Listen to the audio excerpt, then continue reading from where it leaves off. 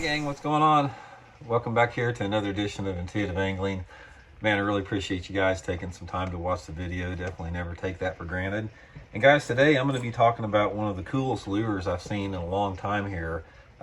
This Jewel Scope Spin, and we're going to talk about it a little bit and give you guys my opinion on it. And I think you guys might find that pretty interesting.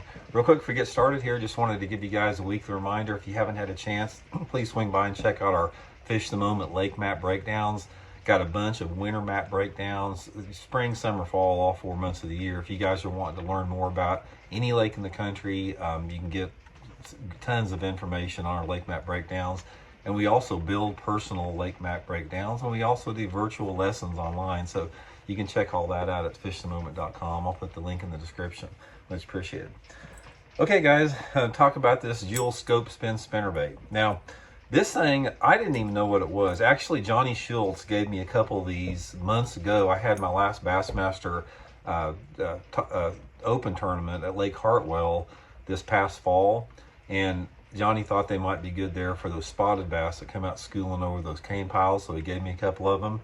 And I didn't even realize it, but this thing was designed for live scoping. And I'm not going to talk about that because live scoping is not real bass fishing. I'm going to talk about how you can use this thing, how I've been using it in real bass fishing applications. So we'll get into that a little bit.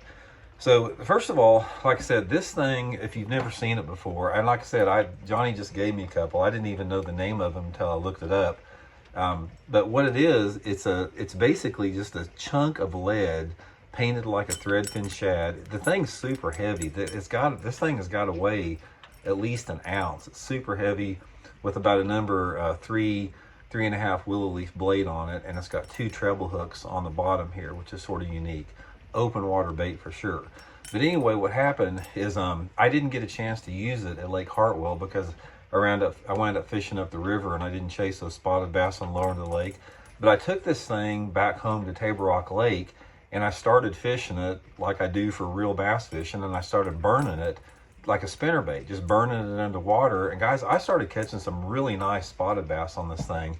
And the thing about this, dude, it's so freaking heavy. You can cast it a mile on 20-pound test line. It's so heavy that you can about cast all your 20-pound test fluorocarbon line off of a spool. So what I was doing, since this thing was so heavy, I had to use it on my flipping stick because I needed that extra length in order to hold the rod tip super high to keep the bait shallow. So I'd burn it like an inch under the water, just fishing rocky banks with it. Caught a bunch of nice spotted bass on it. I was a little concerned about the treble hooks back here. This is sort of funky. I never lost any. These things hooked them really good on there, but it worked really good as a burning spinnerbait. Like I said, I could give a crap less about the live scope application, but it's sort of like a neat deal. There's a couple applications for it, guys. Not only burning the spinnerbait will work really good for it, but I think that if you get into some schooling fish, this thing's going to be really good on schooling fish because you can just cast it so far.